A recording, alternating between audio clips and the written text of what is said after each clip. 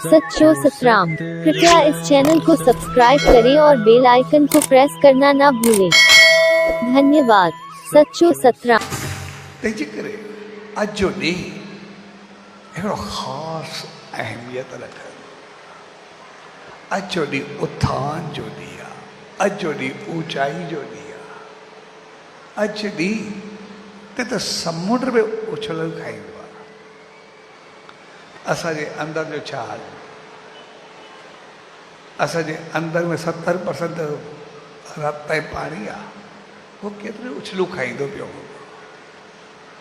केतिरो कुझु कंदो पियो।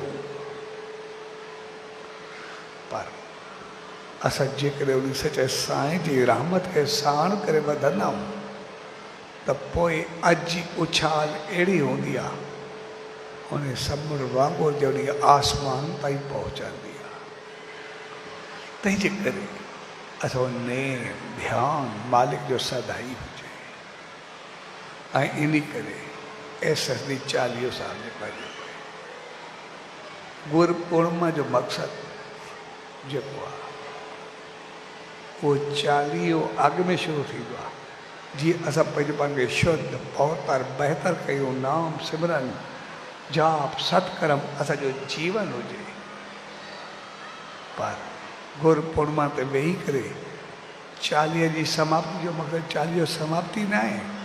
न असां जेका प्रैक्टिस कईसीं कयोसीं, अॼु उन सचे साईं जी दामन में अची करे असां एतिरो उछलंदासीं त असां सदाई नाम ध्यानु सिमरन सत्कर्म खे रखी एतिरो वधंदासीं जो अॼु खां वधी वधी असां उन आसमान ईश्वर उन सचे साईं ताईं पहुची वेंदासीं।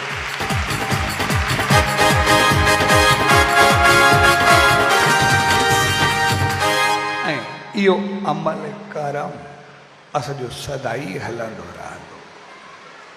सचे प्यार भरे मौक़े ते पर सभु गॾिया उहो मौक़ो हक़ीक़त में मालिक जी रहमत खे पाइण जो मौक़ो आहे। हक़ीक़त में पूरी पूरी नेचर खे पंहिंजो पाण में समाइण जो मौक़ो आहे। अॼु ॾींहुं सॼी नेचर उछलंदी आहे त पोइ असां पंहिंजो पाण खे वेही करे वक़्तु छो?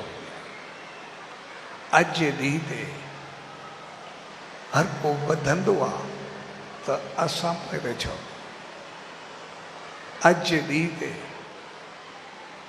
जेको ॿिज पोखिजे उहो विशाल वण बणिबो आहे, असां अची भातिजण वारा छो बणूं? अॼु जो ॾींहुं सतगुरु जे शरण में अची करे बांस वॼो बांसुरी बणजण जो ॾींहुं आहे, असां अर्थी ते छो चढ़ंदासीं?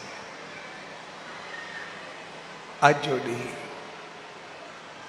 इंसानियत जी ऊचाई जो ॾींहुं आहे, असां इंसान जो महान बणजण जो ॾींहुं आहे। मालिक सां मिली करे त पोइ असां हैवान छो बणंदासीं? अॼु जो ॾींहुं दुर्गंध खे ख़तमु करे सुगंध जो ॾींहुं आहे। छाकाणि त वेद व्यास पैदा थियो, मां जी दुर्गंध ख़तमु थी, हमेशह लाइ सुगंधित थी वई। अगरि जीवन में कंहिं ख़ामियूं ख़राबियूं कंहिं दुर्गंध कोई आहे अवगुण नेगेटिविटी, अॼु जो ॾींहुं उन सॼी नेगेटिविटी खे दुर्गंध खे ख़तमु करे असां उन सचे साईं जी रहमत में अमलनि सां अहिड़ा सुगंध थींदासीं जो ख़ुशबू पाण ते न हूंदी पर सभिनी खे मुअतर करे छॾंदी, सभिनी खे ख़ुशी ॾेई छॾंदी, हर हिकु खे ख़ुशबूदार बणाए छॾंदी।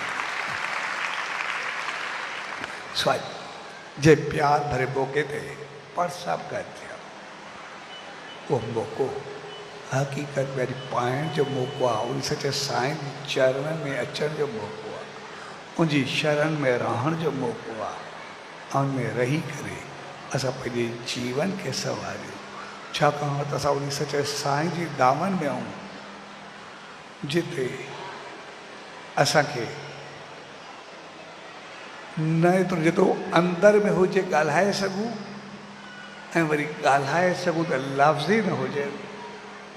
पर कॾहिं 1-2% लफ़्ज़ मिलनि, उहो बि हिकिड़ो लफ़्ज़ न मिले, सिर्फ़ु ख़ामोश थी करे बीहूं ऐं हू सभ खे सम्झी करे असां सभिनी खे अहिड़ो साफ़ करे छॾे जेको बिना ॿुधण जे उहो सभु कुझु ॿुधी वठे ऐं न सिर्फ़ु ॿुधे पर वरी अहिड़ो साफ़ करे छॾे जे वरी बाक़ी कुझु रहे ई न सदाई एॾो शुद्ध ऐं पवित्र करे जो असांखे मालिक सां मिलाए हिकु करे छॾे त उन सचे साईं जी रहमत खे पाए करे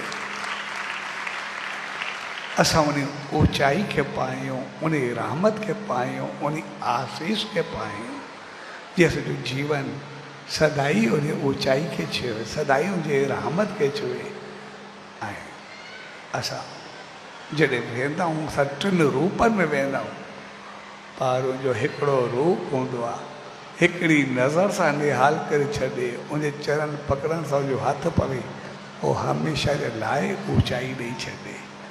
ऐं उहो अहिड़ो वकील आहे जेको न सिर्फ़ु असांजी सफ़ाई ॾींदो आहे पर सफ़ाई सां गॾु अहिड़ी आशीर्वाद ॾेई छॾींदो आहे जे वरी हमेशह जे लाइ असां साफ़ थी वञूं, सफ़ा थी वञूं ऐं उन ऊचाई खे पाए सदाई उनजी रहमत खे पाईंदे, सदाई उनजी आशीर्वाद खे पाईंदे रहमत खे